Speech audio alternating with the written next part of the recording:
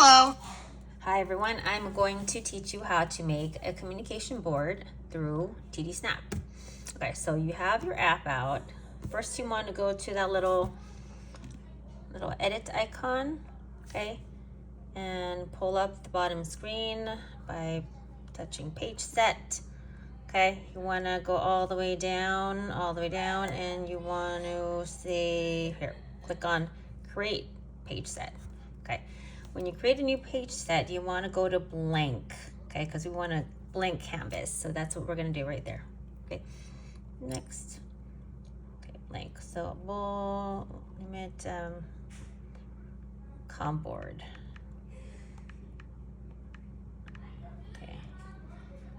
All right, so then you would find the page set that you just made. Right, we're now on page set. We want to go to, I believe, page. Let's see. Oops, never mind. Maybe go back to page set. We're going to go to style. Okay, when we go to style, you can change a bunch of these. You can change the background to white. Okay, that means when you print it, there's not going to be like a color behind it. Okay, and then go back to the preferences right here. So you see that message bar is clicked on, and we want to take that off. So that will take away that. We want to get rid of these, the side menu. So toolbar, we turn it off, right? So now it's as blank as it can be. And this is just instructions, so you can remove that. Okay, so now you have a blank canvas to start creating a core board, communication board. Okay, so you go back to page. Okay, so before we're on page set, that's where we did all of the clearing out things, like with in the preferences, that's where we remove the message bar and the toolbar, whatnot. But now we want to go to page. Okay, oops, right there, page. Okay, also with TD Snap, you know, anytime you make a boo-boo, just press on that swirly circle thing, that's an undo. So we're at the page right here, and think about what size you want to make your communication board. So that, go to grid. If you're going to make a more simplistic board, then you can get off of that from the default. You would get off of the default and change the grid size. So there, you see all these different ones you have, right? It looks like that. If you want to make a smaller one, also you can adjust, you can create your own, like if one of the options isn't there. So for me, we're gonna do a 3x4. Okay, and then, so that's the grid size. Style, okay, we want that white background. And then now we're gonna go to button. That's where we can edit each button. Okay, so first one, maybe we'll do I.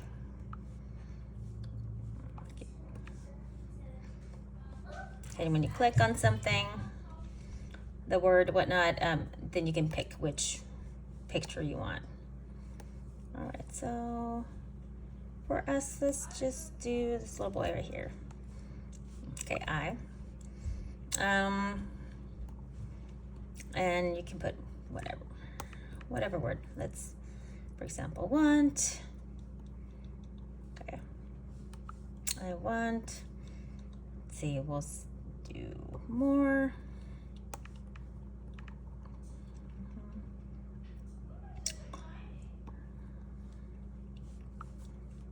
How about we'll do all done down here.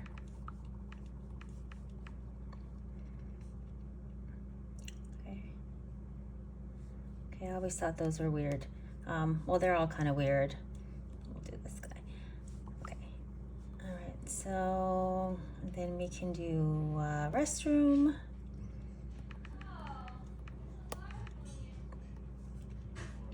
Okay, and really think about what icon you're going to use, because that really doesn't look like a restroom.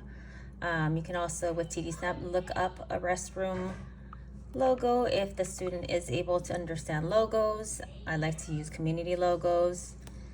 But go with what's best for that student that you're making it for. Okay, so if I want to, let's see, so I'll make my example with, let's say, restroom. But this is if your student is symbolic and understands these symbols. Okay, we can do yes. I like to put the green for yes and no. Okay, that. Okay, so now everything is just kind of white. We want to color these buttons to make them stand out and give them a border. So this is how we select most of it here. You see that little box right here? It has here, that one right there with the multiple. That's how you select multiple.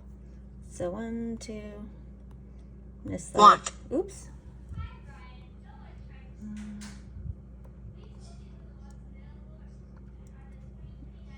Okay, and then we go to style, and then you can go here button border, and we can add the color of the border, right? And then if you want, and then when you unclick it or click it again, it unclicks. I always like to put a little bit more color into some of my buttons or my pictures. So instead of a white background, I'm gonna have it match to being green. I'm not gonna have it too vibrant because then it becomes visual clutter. So my nose, sometimes if the student isn't fully symbolic, we can teach them to learn to associate certain colors with certain words. If you are working off of something that already, and the student already associates certain colors with certain expressions, keep it consistent.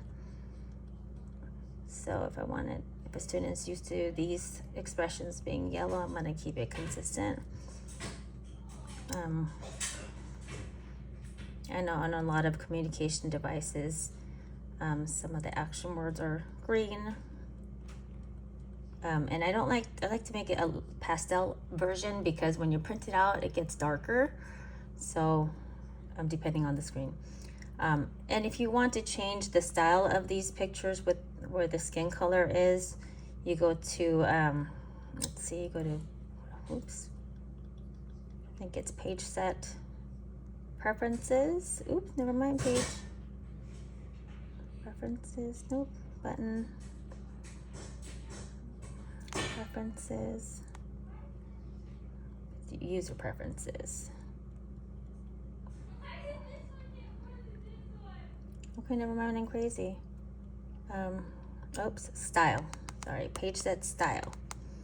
Okay, that's where you can, change the skin tone from light, you could keep it diverse. Diverse is cool, but sometimes the colors change so much that also becomes distracting. So I kind of like to do somewhere in the middle. So I'm not looking at the grid and just my eyes aren't distracted by the different colors, but it's up to you.